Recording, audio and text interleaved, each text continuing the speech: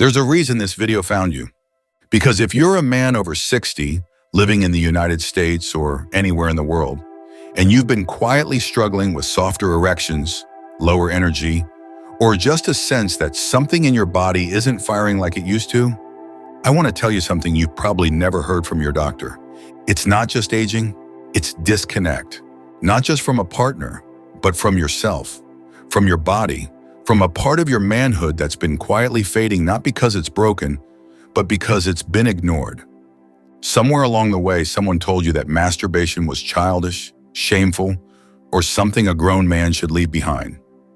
They were wrong, because done with intention, the right way, masturbation can become one of the most powerful tools for protecting your testosterone, preserving erectile strength, improving sleep, supporting mental clarity, and keeping your prostate healthy and clean well into your 70s, 80s, and beyond.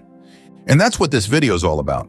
Not fluff, not taboo, real talk backed by science and spoken by someone who spent 27 years helping older men feel like themselves again, without pills, pressure, or shame. Today, I'm going to share 7 eye-opening truths about solo touch that most men were never taught. And yet these truths could change the way you age. Not just in the bedroom, but in your heart, your brain, and your sense of vitality. These are the same truths I've seen help thousands of men rebuild strength, restore intimacy, and finally reclaim the spark they thought they lost. So if you've ever felt dismissed, ashamed, or invisible, if you've wondered whether the best parts of your life are behind you, stay with me, because what you're about to learn could literally add years to your life and bring life back into your years. And before we go any further, if you know this is a message more men over 60 need to hear, hit that subscribe button now and tap the notification bell. This channel, Life After 60, is built to serve you with honest, science-backed advice to restore energy, blood flow, intimacy, and confidence. And if anything I've said so far resonates, just comment 1 below. It helps this video reach more men who are ready to hear the truth. Let's begin. Here's the first truth no one ever taught you. Most men over 60 either stop masturbating or do it in a way that damages their body. I've seen it again and again. A man in his 60s or 70s comes to me, low libido, weak erections, trouble climaxing. He thinks it's just old age, but after we talk, after we get honest, I find out he's still touching himself, just quickly, mechanically, always with porn, always with pressure. And that's the problem, because when you rush through it, when you grip hard, stare at a screen, and finish fast, you're actually rewiring your brain and your nervous system. You're training your body to only respond to that one scenario. And over time, that reduces sensitivity, weakens blood flow, and makes it harder to get or keep an erection, especially with a real partner. I've met men who couldn't feel much at all unless they had a screen. Others who couldn't climax unless they followed the same pattern every time. It's not because their body was failing, it's because their habits were. This is called desensitization, and it's not just a buzzword, it's a neurological loop. Your brain learns fast, and if it's being taught to respond to speed, pressure, and fantasy, it starts to forget how to feel real connection, real pleasure, real presence. But the damage isn't just physical. As sensitivity fades, men begin to pull away. They lose confidence. They avoid intimacy. They avoid mirrors. They stop trying.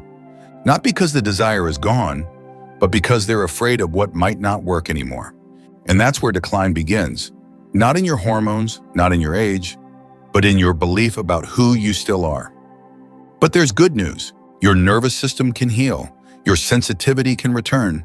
Your body can remember how to feel again. And it starts with this simple shift. Slow down. Stop treating masturbation like a race or a release. Treat it like a ritual. Breathe. Feel. Let go of the script. Turn off the screen. Let your imagination do the work. Touch your body not like it's broken, but like it still matters, because it does. When you stop rushing and start feeling, you'll notice things change. Blood flow improves, arousal deepens, confidence returns.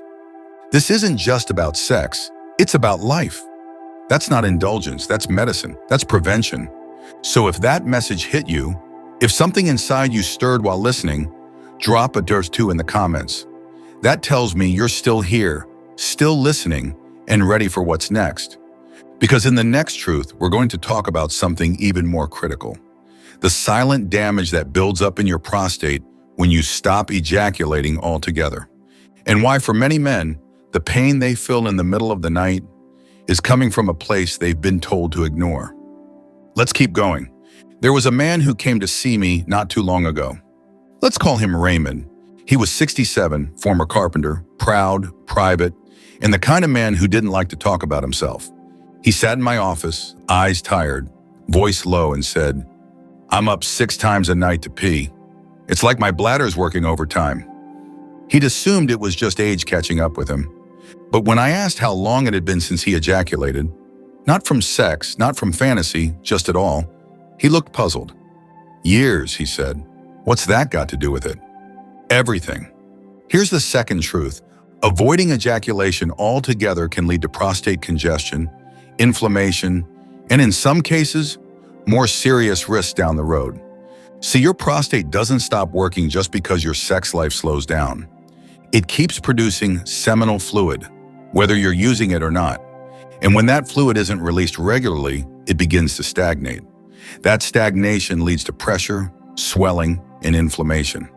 That's why men who stop ejaculating entirely often experience frequent nighttime urination, a constant feeling of pelvic fullness, weak urine stream, pain during release, if it happens at all, and most of them have no idea it's because the system is backed up.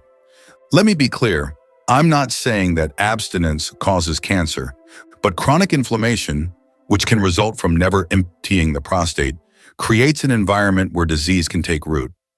There's a study out of Harvard that tracked over 30,000 men. They found that men who ejaculated at least 21 times per month had a significantly lower risk of developing prostate cancer than those who didn't. That's not folklore, that's real data. Now, Raymond didn't need that study. He needed relief. And after explaining how his prostate was holding onto fluid like a dam under pressure, I gave him simple instructions. Start releasing again. Not from guilt, not from loneliness, but from care. And over the next few months, something shifted. He came back and said, "Doc, I'm sleeping better. Less pressure. I feel lighter somehow." But what struck me wasn't just what he said, it was how he looked. His face was brighter, his posture stronger, his voice had life again. You see, this isn't just about nighttime bathroom trips. It's about giving your body permission to function again. It's about realizing that taking care of yourself, intimately, is just as essential as watching your blood pressure or cholesterol. So if you've been silently avoiding self-release because you thought it was wrong, weak, or irrelevant, let me say this clearly, it's not. It's a vital part of male health, especially after 60. And if that's a truth you needed to hear, drop a 1-3 in the comments. Not just for me, but for the other men who are scrolling through this section, wondering if they're alone. They're not, and neither are you. And if you haven't subscribed yet, now's the time. Because in the next truth, I'm going to show you how something even deeper than stagnation, shame, can quietly erode your mental health, your hormones, and your will to feel alive. What most men don't realize is that the guilt they carry around self-touch is doing more harm than aging ever could. So stay with me. What you'll hear next could change the way you see your own body forever. There's something I see in older men that rarely gets talked about. It's not in their words, it's in their posture, in their silence. It's the way their eyes drop when I ask about self-touch. The way they shift in their seat, chuckle nervously, and say, "Oh, I don't do that anymore. That was for my younger days."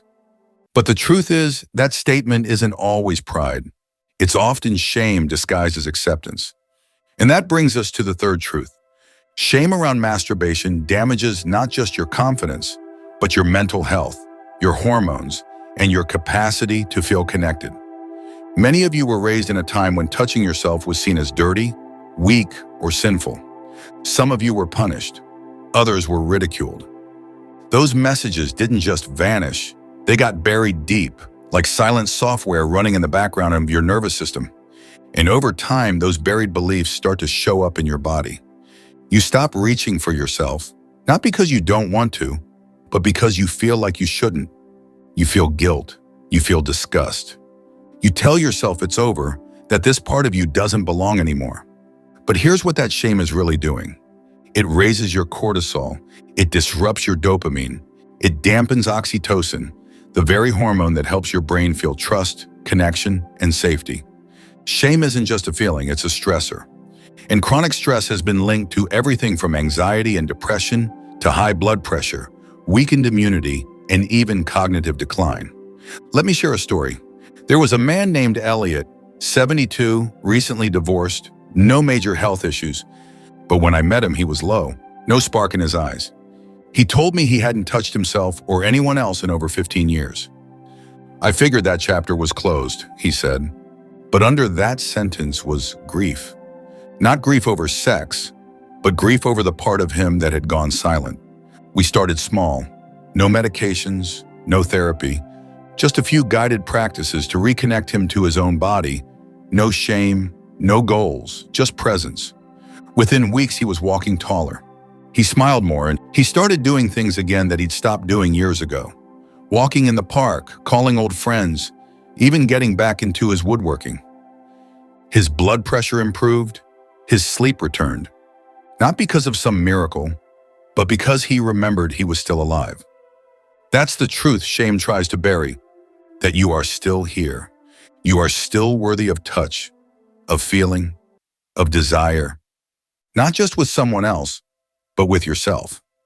So if you've been living under a quiet blanket of guilt about touching yourself, let me lift it off you right now. You are not too old. You are not broken. You don't need permission to care for your own body. You just need to remember how. And if that message stirred something in you, if you felt a moment of clarity or a little sadness, or maybe even hope, comment 4 right now. Because what comes next is the truth most men never see coming. That when you stop engaging sexually, even with yourself, your testosterone doesn't just fade, it crashes. And that hormonal decline, it doesn't just affect your desire. It affects how you move, how you think, how you live. And that's exactly where we're headed next. So take a breath, settle in, and stay with me. You've come this far, and the next truth may be the one that changes everything. Let's talk about something no one warns you about. You're told testosterone drops with age, like it's some automatic decline written in stone. But what they don't tell you is this.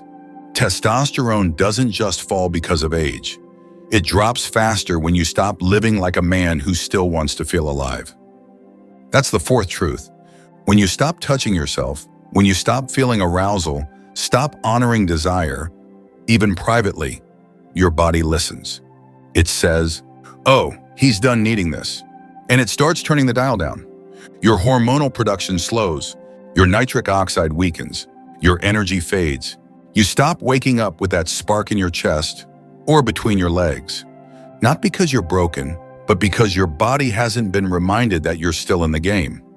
Let me tell you about Brian. He was 74, a retired bus driver, big hands, strong voice, but you could see it in his shoulders, the weight of fatigue. He told me, I haven't felt like myself in years. I'm not angry, I'm just dull. His labs told the rest of the story, testosterone levels hovering just above clinical deficiency. I asked him one question, when was the last time you felt any sexual energy? He didn't answer right away. Then he said, I don't really think about that anymore. I guess I assumed that part of me was gone. But here's the secret. That part of you isn't gone. It's just been dormant. And like any living system, when you stop using it, it starts shutting down. I gave Brian a simple daily practice. No pressure, no goals. Just 10 minutes of slow, intentional self-touch. Not to climax, but to reconnect. To send a message to his body. I'm still here. I still care. I still want to feel. Within weeks, he came back with a different posture. He said, Doc, I don't know what it is, but I'm walking more. I've got more juice. Even my appetite's back. His testosterone had increased naturally, not because of supplements or shots, but because he reawakened the signal. Your body is responsive. It listens. And when you send it the right cues, even through solo touch, your testosterone can rise. your metabolism can shift, and your confidence can return. Now, I'm not saying one practice fixes everything, but I am saying that your hormonal health depends on how you treat your body, physically, emotionally, sexually. And when you go silent in that area, your biology starts fading with it. This is especially true for older men living alone, widowed, divorced, or just withdrawn. You may think you're just adjusting to the next phase of life, but sometimes you're unknowingly telling your body to stop trying, and that's a dangerous message. So here's your reminder. You don't need a partner to feel alive. You don't need anyone's permission to reconnect to your own body. And you're never too old to reclaim your testosterone from the inside out. If this hit home, if you felt yourself drifting and you're ready to reclaim your fire, I want you to comment 5 right now. Because this community is about real men making real change. And if you're just joining us, hit that subscribe button now. Because this isn't just a health channel, it's a lifeline. Life after 60 is here to guide you through the things no one else talks about, but every man over 60 deserves to know. Now, if testosterone is your fuel, then blood flow is your engine. And in the next part, I'm going to reveal the 5th truth, one of the most important of all. Your erections are part of your vascular system, and if you don't use them, you start to lose them. This next insight could be the reason so many men struggle silently. Not because of desire, but because their bodies have gone stiff where they should be elastic, and weak where they once held strength. Stay with me. The next truth is too important to miss. Let's keep going. You've heard the phrase before, use it or lose it. But what most men over 60 don't realize is just how true and urgent that saying is when it comes to your erections. That brings us to truth number 5. Erectile function is a use it or lose it system. See, your penis is not just a sex organ, it's a vascular muscle. And like any other muscle in the body, when it stops being used regularly, it begins to deteriorate. Without regular stimulation, without blood flow, oxygenation, arousal, the smooth muscle fibers start to atrophy. The blood vessels stiffen. Nitric oxide production drops, and the delicate tissue becomes less responsive over time. I once worked with a man named Thomas, 69, widowed for nearly a decade. He told me, I didn't see the point in keeping that part of myself alive. He hadn't had an erection in 6 years, not because he couldn't, but because he never tried. By the time he wanted to re-engage, he found that nothing responded. Not because of his age, but because his body had slowly shut the system down. And here's what most men don't realize.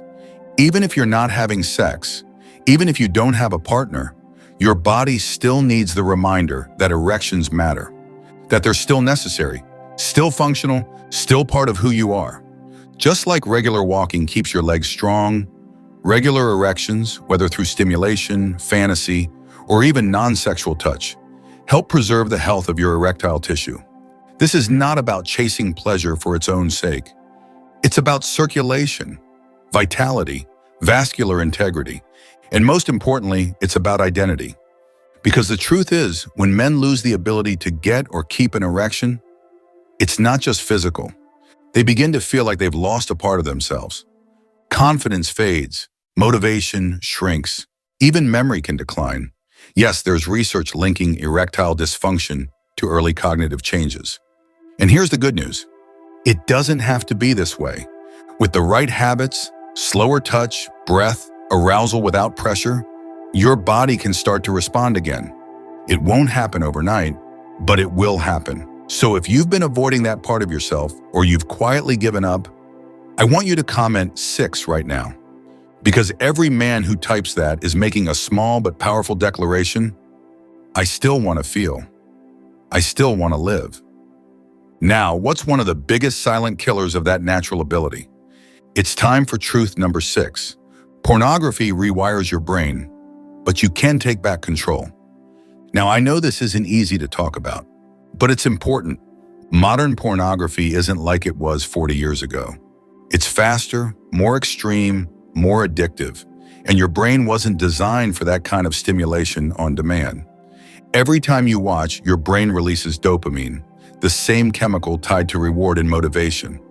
But over time, the more you use it, the more your brain gets desensitized. Suddenly, real touch isn't enough. Your partner isn't enough. Even your own imagination isn't enough. I've had men in their 60s and 70s tell me they can't finish without a screen, that they've lost all sensitivity unless it's tied to some intense visual experience. And worst of all, they don't even realize this is something they've conditioned into themselves. It's called porn-induced erectile dysfunction, and it's more common than you think. But here's the truth. You're not broken. You're just trained. And the good news is, you can untrain. You can take 30 days away from visual content. You can retrain your brain to respond to your body, to sensation, to real presence.